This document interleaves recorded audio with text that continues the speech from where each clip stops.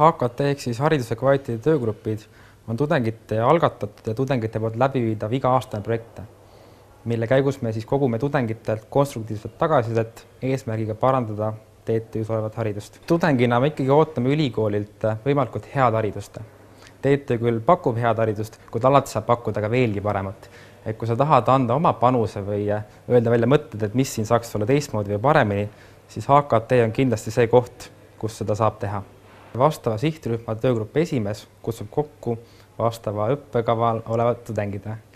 Ja siis saadakse üks õhtu kokku ning arutatakse ette antud teemadel haridust puudutavatel küsimustel. Tegemist on täiesti anonüümse projektiga, et mida õppejõud ainult teada saavad, ongi see sama tagasiside, mis neile öeldud on. Mingisuguseid nimesi ega nägusid me kellelegi näitega ütle. Tulemused on olnud erinevad. Projekt tegelikult sai alguse juba 2010. aastal, kui see viidi läbi 2 teaduskonnas. Sellest saadik on see projekt märkimisväärselt kasvanud ning eelmine aasta andis oma tagasiside üle 400 tudengi. Me oleme ka iga aasta palunud teaduskondadel, kolledžitel ka vastata tudengite tõstatatud küsimustele.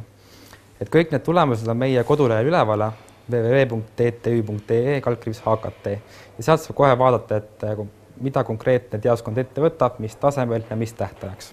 Suhtumine on küll erinev, aga pigem positiivne. Õppejõud sageli kurdavad, et kui nad küsivad loengu lõpus, et kas teil on midagi öelda, kas saaks midagi paremini teha, on vaikus.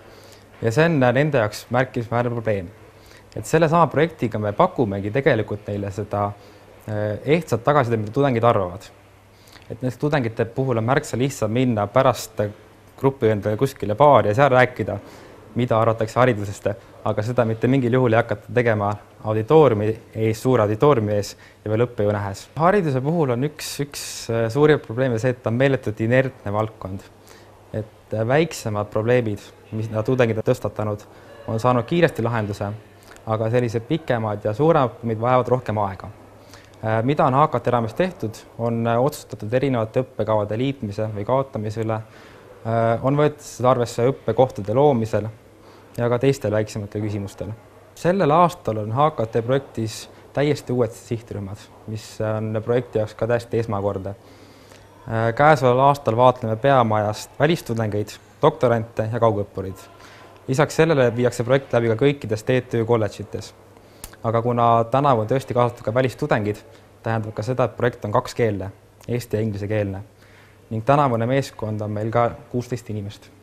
Me käivitame laiema turunduskampaania lähinädalatel, aga reaalsed koosolekud hakkavad toimuma juba novembris. Registreerida saab ennast jällegi HKT kodulehel ning kindlasti ka töögrupi esimehed käivad ringi ja levitavad sõna.